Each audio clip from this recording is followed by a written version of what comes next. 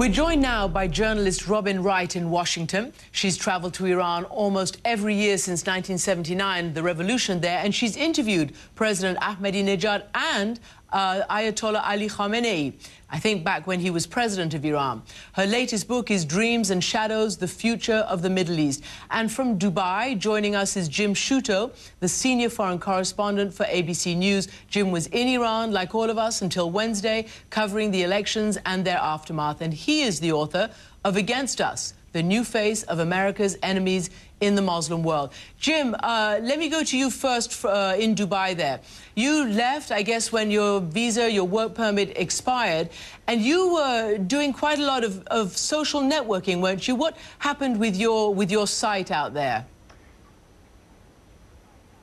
Well, particularly on Twitter, both in terms of getting the news out from there, just a great tool, but also learning what was going on in and around Tehran and other cities in the country. And what happened earlier in the week was that someone, a pro-government Twitter page, in effect hijacked my Twitter page, retweeting things, saying that I said them when in fact I didn't say them. Things like Mousavi is giving up, or that the protests are over, they're useless, you know, real propaganda, obvious propaganda.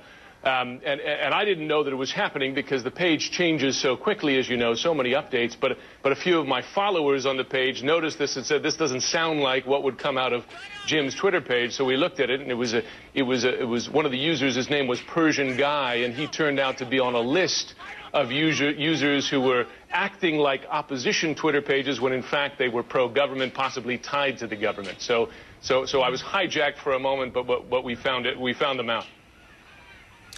Let me turn to Robin Wright in Washington. Robin, you have covered Iran and know it extensively. We all know that there was a red line, no matter how much people wanted to protest or complain about the government or whatever, that the Ayatollah Khamenei was untouchable. And yet now we see defiance in the streets, direct defiance against him, and even people calling out against him. Is this the point of no return, or how do you see it now? The Supreme Leader is now fighting for his political life. This is a crisis that is no longer centered just on who the next president in Iran will be. It is about the system of government and whether God's law or man's law is supreme, and God's law being represented by the Supreme Leader, who has ultimate veto power. He is the infallible political pope. And by putting his name, his reputation, his powers on the line, he now becomes the focus. And we've seen the evolution of the chants today, where it's no longer about pro-Mousavi. It's increasingly about death to the dictator, death to Khamenei, challenges to the Supreme Leader. So you've been there a lot, you've analyzed it, you've felt it. What does your gut tell you about where this is going in the next day, weeks? I think the first week we saw the political confrontation. Today it became a physical confrontation. And this is going to polarize Iranians much more deeply. They're going to be angry about the way brutality has been used. And for those of us who covered the revolution, many of the things that happened today mirror the early stages of the revolution. Now, this is not a counter-revolution. We have to remember that they're not calling for an end of the Islamic Republic. They're actually trying to put in power one of the original revolutionaries. But it is about something that is much broader, and I think that it'll be very hard. Change has begun to happen. It's only a question now of how long it takes.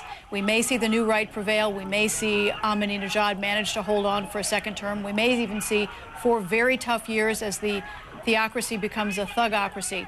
But it's clear that the Iranian will has been publicized by every media outlet in the world, and we now know what Iranians really want.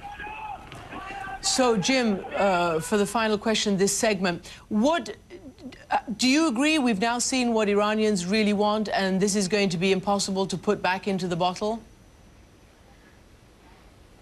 Well, I think what we're seeing on the streets is really a reflection of a deep division in the upper political classes. You have the Rafsanjani Mousavi camp against the Khamenei Ahmadinejad camp. I was interviewing Mehdi Karoubi, one of the presidential candidates, earlier in the week, and the way he put it is that on their side, they're the people who want to keep the republic in the Islamic Republic, keep democracy as part of this government, And that's what you're seeing expressed on the streets. I think that there are people on the other side. There are certainly still people in Iran who believe in Ahmadinejad. I met them while I was there in this last week, and they feel equally fervent. You see them in the streets, certainly on Tuesday, other times when there were pro-Ahmadinejad protests. So you have people who think that way. So there is a real division, and I think that's what you're seeing expressed in the streets right now. And we're going to talk about that point, the pro-Ahmadinejad folk, and more when we're back with our guests right after this.